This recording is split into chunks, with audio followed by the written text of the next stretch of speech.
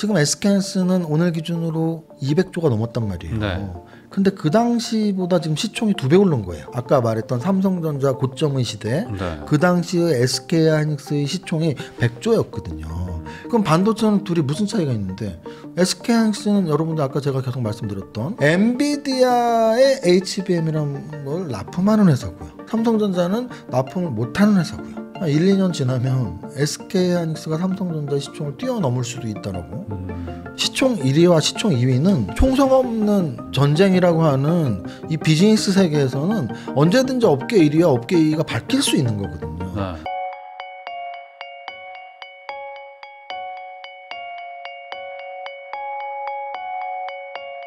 슈퍼개미 이정윤 세무사님하고 또 이야기 나누고 있는데요. 그러면은 방금 말씀해주신 것처럼 결국에 외국인들의 뭐 수급 이런 것들도 어찌 보면 지수 상승 이런 게 되게 중요할 텐데 지금 환율도 내려가고 금리도 내려가는 분위기면 사실 유동성이 뭐 더 들어온다라고 봐야 되니까 국장 입장에서는 되게 좋은 거라고 봐야 되는 거죠. 너무나 당연하죠. 네, 그러면 그 돈들은 아무래도 뭐 일괄적으로 좀 시총 큰 것들도 많이들 뭐 이렇게 기계적으로 막 투자도 되고 막 하잖아요. 그러면 어쨌든 지금 우리나라에서 그래도 시총 크다고 얘기할 수 있는 건 반도체 쪽일 텐데 삼성전자, 하이닉스 뭐 이런 쪽은 지금 국장이 이렇게 막 뜨거우니 같이 뭐 이렇게 동반 상승하는 그런 분위기로 좀 봐야 될까요? 이 반도체 자체의 어떤 뭐 호재나 이런 것들도 있겠지만 결국 저는 이제 탑다운으로 주식 분석을 하는데요. 네. 탑다운 분석상 사실은 종목보다 상위에 있는 게 업종이고 네. 업종보다 상위에 있는 게 시장 상황이거든요. 그 시장 상황은 정확히 말씀하신 것처럼 지금은 유동성이 안 풍부할 수가 없는 상황이에요. 돈이 막 쏟아들어 두 가지 말씀하신 환율도 좋아지면은 환율이 좀 안정적으로 되면 외국인들이 들어오는 원화 가치가 좋아지니까 외국인들이 들어오는 건 당연한 거고 네. 1,400원 이상 올라갔을 때 1,500원까지 올라가면 우리나라 돈 가치가 계속 떨어지는 거니까 외국인들이 들어올 필요가 없는 거고. 근데 이제 계속 안정을 찾아갖고 만약에 1,300원 밑으로까지 내려갈 가능성이 있다면 외국인들은 들어오면 가만히 앉아갖고 환차손 10% 이상 벌기 때문에 당연히 들어오는 거죠. 네. 그러면 환율은 지금 유리해요. 거기다가 말씀하신 것처럼 금리는 더 유리하죠. 왜냐하면 아까도 제가 말씀드렸지만 우리나라에서 지수가 급등했을 때는 제로금리 시대 때였어요. 코로나 직후, 글로벌 금융 직후. 이럴 때가 제로금리 때였거든요. 그러면은 지금은 제로금리냐? 아니요. 제로금리는 아니지만 금리 인하의 시기인 건 확실하죠. 금리 인하의 시기는 확실합니다. 네. 그럼 금리 인하는 결국 유동성을 풍부하게 만들 것이고요. 거기에 하나가 더 있어요. 결국 우리는 시장에 돈을 움직이는 거는 경제 정책으로 두 가지가 있어요. 금리 정책이 있고 재정 정책이 있거든요. 금리 정책은 금리를 높이면 시장의 돈을 빨아들여서 돈을 없애는 거고 네. 금리를 낮추면 시장의 돈을 더 금리가 낮아지면서 유통 물량이 많아지는 거고 유통화폐가. 그런데 경제 정책은 금리 정책 말고 하나가 더 있는 게 재정 정책이란 말이죠. 그럼 재정 정책은 결국은 정부 지출이에요.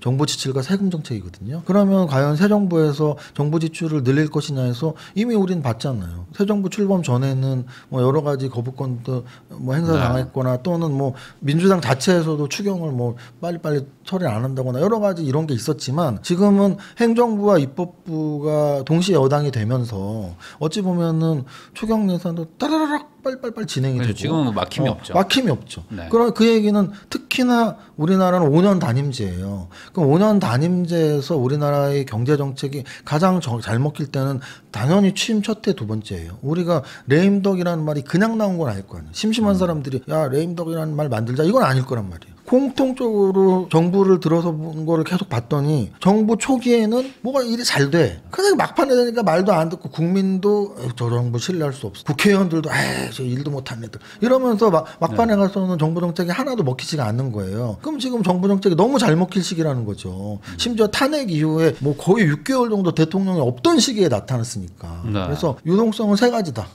금리가 낮아지고 있고 환율이 안정화되고 있고 심지어 정부 지출이 확대가 되고 있다라는 거죠. 그래서 지금 삼성전자도 뭐 요즘에 막 6만 원 막 이렇게 막 도달하고 하는데 근데 요즘에 얘기가 이제 다른 거 가지고 있는 분들 돈 다 벌었는데 삼성전자 가지고 있는 분들만 돈 못 벌었다 뭐 이런 얘기들이 막 나오잖아요. 그거는 이제 요즘이 아니고 요즘에 주식에 관심을 갖기 때문에 네. 요즘 한두 달 동안 느끼신 분들이 있겠지만 네. 사실은 3년, 4년, 5년 동안 느꼈어야 돼요. 네. 왜냐하면 이게 이제 제가 아까 탑다운이라고 했잖아요. 그럼 같은 업종은 비슷하게 움직여야 되잖아요. 네. 예를 들어 이런 거예요. 하나의 에어로스페이스는 최근 3년 동안 30배 갔단 말이에요. 30배 간 애랑 비교하지 말고 뭐 두산 에너빌리티 올해만 300% 갔어요. 네. 올해만 300% 간애랑 비교하지 말고 예를 들어 이런 거죠. 공부 잘하는 고등학교가 있고 공부 못하는 고등학교가 있다 쳤을 때 공부 못하는 애를 잘하는 애랑 비교할 필요 없이 못하는 학교에서 전교 1, 2등을 비교해 보자는 거죠. 네. 누가 가능성이 있는 애인지. 네. 그러면 결국 삼성전자 바로 옆 동네에 있는 애는 같은 클래스에 있는 애는 SK하이닉스란 말이죠. 네. 그럼 제가 두 개를 정확히 비교해 드릴게요. 저는 지금 HTS도 없지만 저는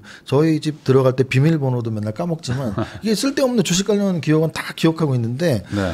왜냐면 매일매일 체크해보고 기록해보기 때문인데 삼성전자의 고점은 언제였냐면 2020년 코로나 직후 3,300 찍었던 2021년 상반기였어요. 네. 그때 고점을 9만 전자를 찍었단 말이죠. 다들 아시겠지만 그때보다 지금 6만 전자로 떨어졌기 때문에 시가총액이 한 30% 줄었습니다. 그 당시 시가총액이 삼성전자가 최고점에서 500조가 넘어갔었어요. 네. 근데 지금 오늘 기준 뭐 어제 기준으로 비슷하게 보면 한 350조 될 겁니다. 500조에서 350조면 정확히 30%가 감해졌죠. 그러니까 SK하이닉스를 보면 지금 SK하이닉스는 오늘 기준으로 200조가 넘었단 말이에요. 네. 근데 그 당시보다 지금 시총이 2배 오른 거예요. 아까 말했던 삼성전자 고점의 시대, 네. 그 당시의 SK하이닉스의 시총이 100조였거든요. 근데 지금 200조가 됐단 말이에요. 네. 그럼 같이 붙어 있는, 제가 탑다운을 좋아하는 이유는 범위를 줄이기 위해서예요. 지수를 공부하고 지수가 지금 좋은데 지수가 급등하는 시기야. 그 다음에 업종을 공부해서 이 업종 좋네. 만약에 내가 방산주 좋네라고 했을 때 하나 에어로스페이스를 산 사람도 LIG 넥스원을 산 사람도 현대로템을 산 사람도 모두 다 수익이 나야 돼요. 그게 탑다운 분석가로서 네. 공부에 보람이 있는 거잖아요. 예를 들어 강남 아파트 공부를 했어. 이건 뭐 똑똑한 놈 하나 사면 되니까 강남 아파트 사면 돼 했는데 강남의 모든 아파트 어느 아파트를 샀어도 수익이 나야 되는데 뭐 저 아파트 반은 1년 동안 200 올랐는데 반은 반토막이 났어? 말이 안 되잖아요. 이상한 거죠. 그 말이 안 되는 주가 움직임이 삼성전자 주가 움직임을 보시면 되는 거죠. 그러니까. 같은 반도체인데 5년 4년 동안 그 고점이 2021년 4년 동안 SK하이닉스는 100조에서 200조가 됐는데 삼성전자는 500조에서 350조가 됐다. 이거 도대체 같은 업종이 아니죠. 맞습니다. 더 이상 같은 반도체 업종으로 묶으면 안 돼. 예를 들어 제약바이오도 신약 개발이 있고 의료기기가 있고 비만 치료제가 있고 뭐 이렇습니다. 네, 네. 좀 더 구체적으로 봐야 돼요. 예를 들어 이런 거죠. 엔터주도 드라마를 제작하는 제작사 엔터주가 있고요. 아이돌 그룹을 보유하고 있는 기획사 엔터주가 있어요. 주가 흐름이 완전히 다릅니다. 기획사 엔터주가 훨씬 좋아요. 네. SM 이런 종목들의 움직임이 훨씬 좋았고요. 제작사 엔터주는 그렇게 좋지 않았거든요. 또는 제약바이오에서도 신약개발 제약바이오가 별로 안 좋았는데 의료기기 제약바이오들은 굉장히 좋았어요. 왜냐하면 피부과나 이런 의료기기 회사들이 수치는 워낙 좋아졌기 때문에. 네.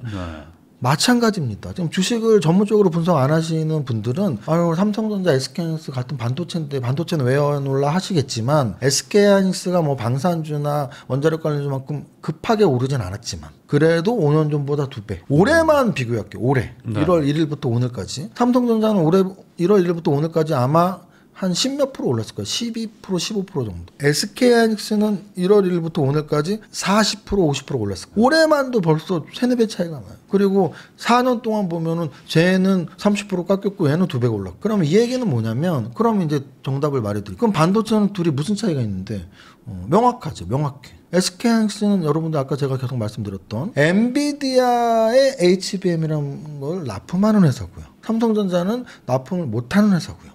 이렇게만 구분하시면 돼요. 그러면 엔비디아에 납품하는 회사랑 안 납품하는 회사 그렇게 차이가 있습니다. 왜? 지금은 메모리 반도체 시대가 아니거든요. 더 이상. AI 반도체 시대, 비메모리 반도체 시대이기 때문에 거기에서 굉장히 시총이 좁혀지고 있고요. 차이가. 어떤 분들은 그렇게 말해요. 한 1, 2년 지나면 SK하이닉스가 삼성전자 시총을 뛰어넘을 수도 있다라고.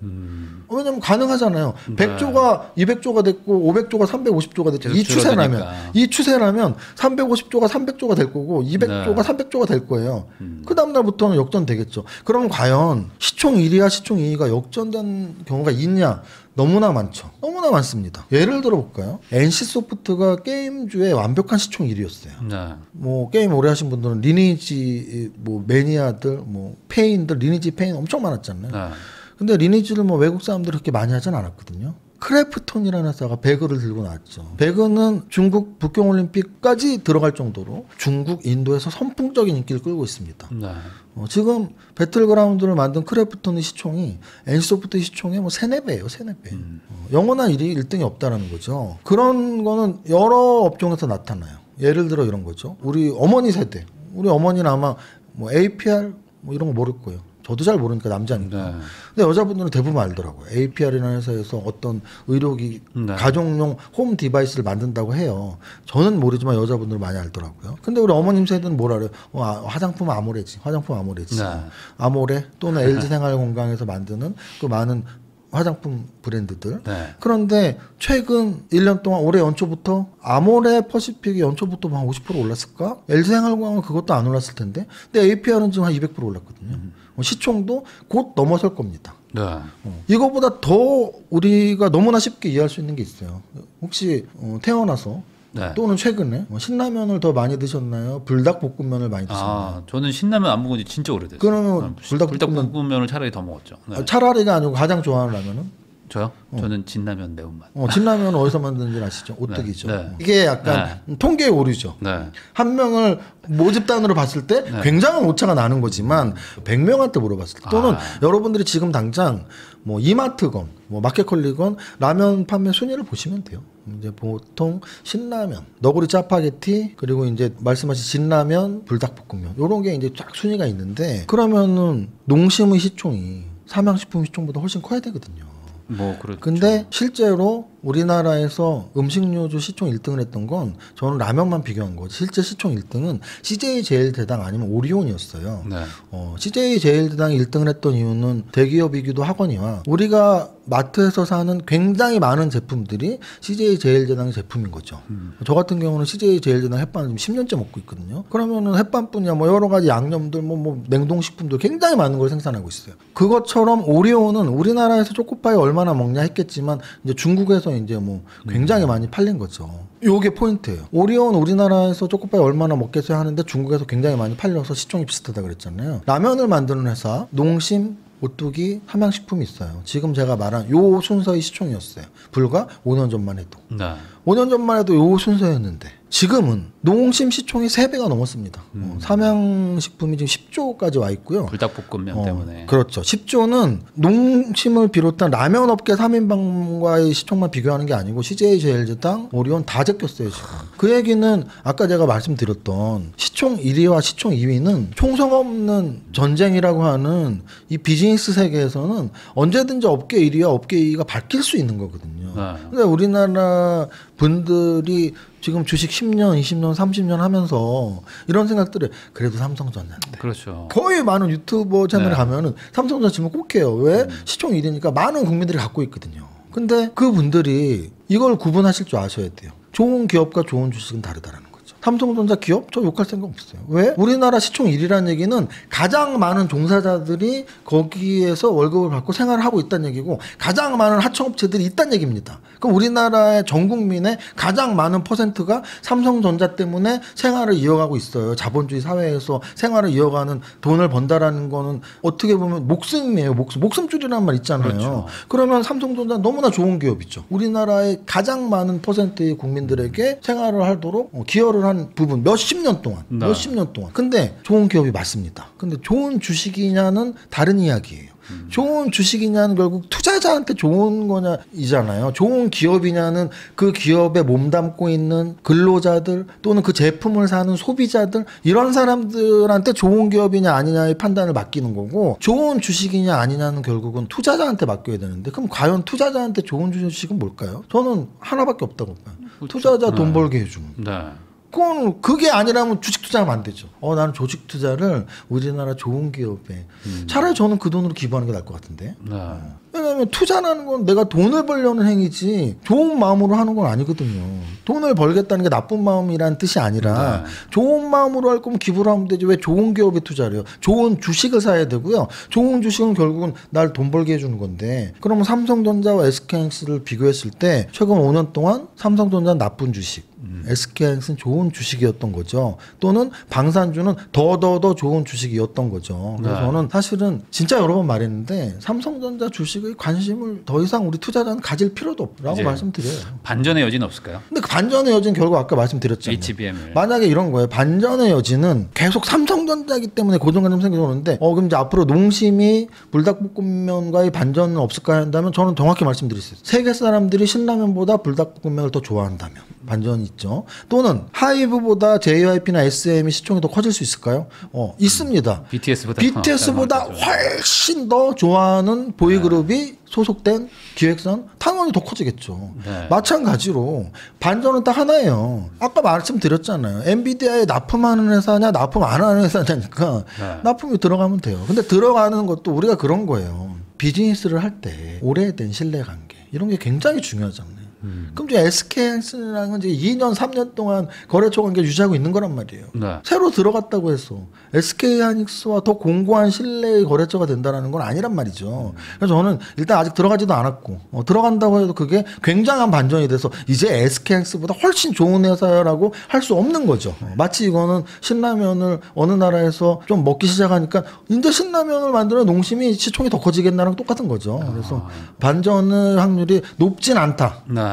높으려면 이런 건 있어요. 자체 개발? 뭘 자체 개발해야 돼? 아까 말했던 우리나라의 미래를 지금 쏟아붓고 있는 AI랄지 로봇이랄지 자동차 전장 부품이랄지. 왜냐면은 결국은 그쪽에 삼성전자가 사실은 네. 인류 기업이었잖아요. 인류 기업이었던 이유는 반도체 시장에서 가장 좋은 메모리를 만들었기 때문이에요. 네. 근데 이제 메모리 시장이 대단한 시장이 아닌 게 돼버렸단 말이죠. 그러면 이제 비메모리가 대단한 시장인데 그걸 못 만들고 있잖아요. 납품 못 하고 있잖아요. 그러면은 그쪽은 후발주자밖에 안 되잖아요. 근데 만약에 자신들만이 할 수 있는 마치 갤럭시 폰을 만들었듯이 아까 제가 갤럭시 폰 아이폰에 대항하는 갤럭시 폰 초창기에 중국에서 뭐 명품 폰으로 굉장히 인기 끌었어요. 지금은 또 뭐 중국에서 만드는 폰들이 유행하겠지만 그래서 저는 삼성전자가 다각화 이게 이제 사업 다각화인데 사업 다각화가 저는 이루어지지 않는 한은 시총 1위를 유지 못할 수도 있다라고 말씀드립니다.